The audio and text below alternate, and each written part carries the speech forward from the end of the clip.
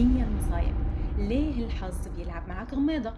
يا ترى ليش لما تقرر تغسل سيارتك الغيمة الوحيدة بالسماء بتمطر فوق راسك انت تحديدا؟ وليه لما توقف بطابور بيمشي بسرعة السلحفة اما بس تتركه بيصير مثل الصاروخ؟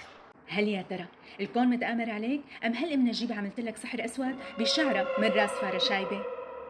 تعال اقول لك يا عزيزي، النحس ابدا ما له صدفه، وانما هو طبخه كيميائيه وانت الشيف فيها. لهيك رح نحط النحس بالمخبر ونشوف شو قصته. اسمع يا سيدي، بالعلم ما في شيء اسمه لا بومه ولا نحس، في شيء اسمه الانحياز الاختياري selection bias.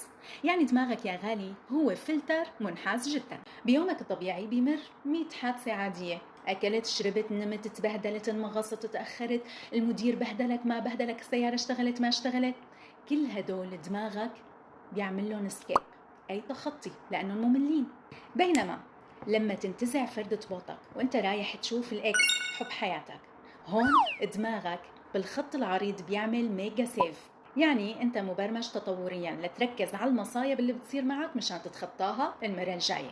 بس المشكلة اللي بتصير انك بتحس انك المنحوس الرسمي بالعالم، وهاد بس لأنك مجرد صاحب ذاكرة انتقائية.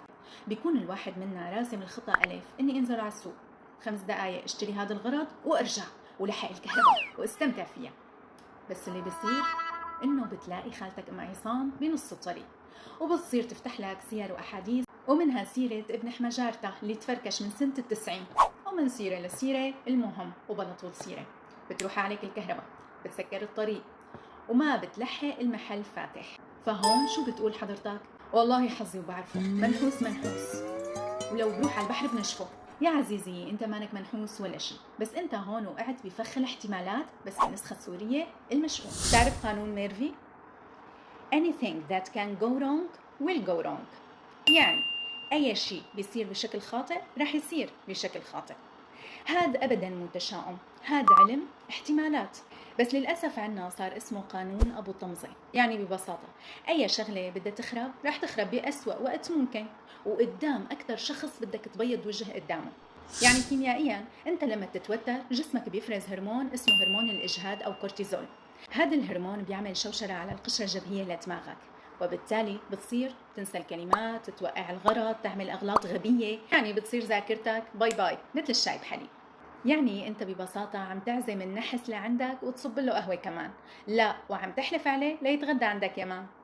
ببساطة يا عزيزي، النحس هو مجرد سوء تفاهم بين توقعاتك العالية وبين واقع عنيد بيأسي. يعني الكون مو فاضي يتآمر عليك، وانت حظك هو اللي جاي ديفكت من المصنع. ولا تنسوا شاركوني شو أسوأ الشغلات اللي صارت معكم وخلتكم عن جد تحسوا انكم منحوسين عالميين ودوليين بجدارة. شاركوني بالتعليقات وخلونا نواسي بعض، والقلب بيسعى الكل.